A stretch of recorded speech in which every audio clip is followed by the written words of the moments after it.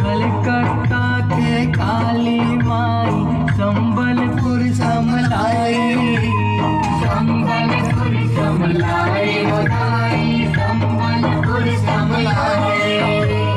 धमतारी के देवी बिलाई डोंगरगढ़ बमलाई, डोंगरगढ़ बमलाई डोंगरगढ़ बमलाई।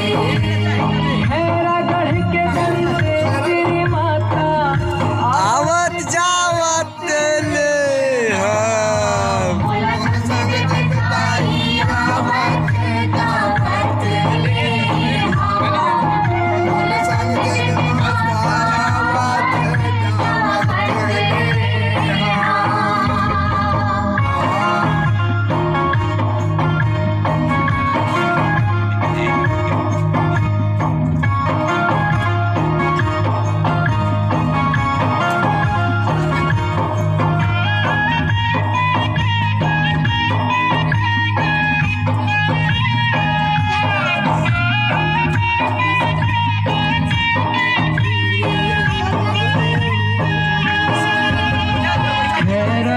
के दंते श्री माता रतनपुर महामाई, रतनपुर महामाई रतनपुर महामाई।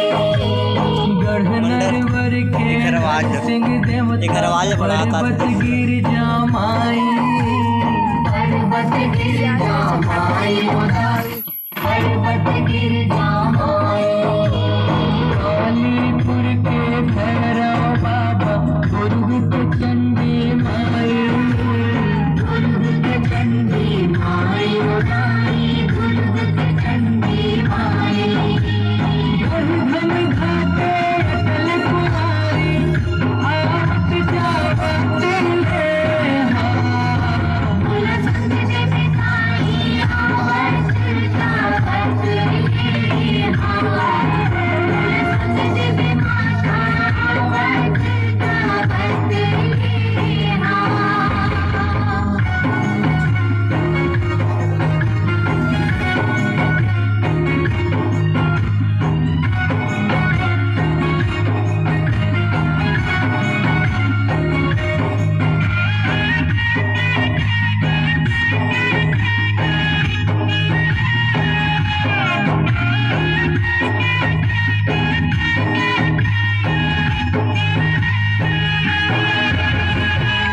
सागर के लक्ष्मी माई अवध कसिया माई, अवध कसिया माई अवध कसिया माई।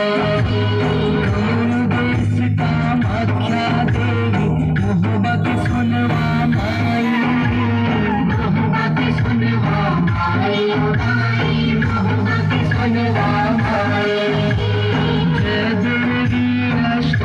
भवानी मोहि पर हो सहाय,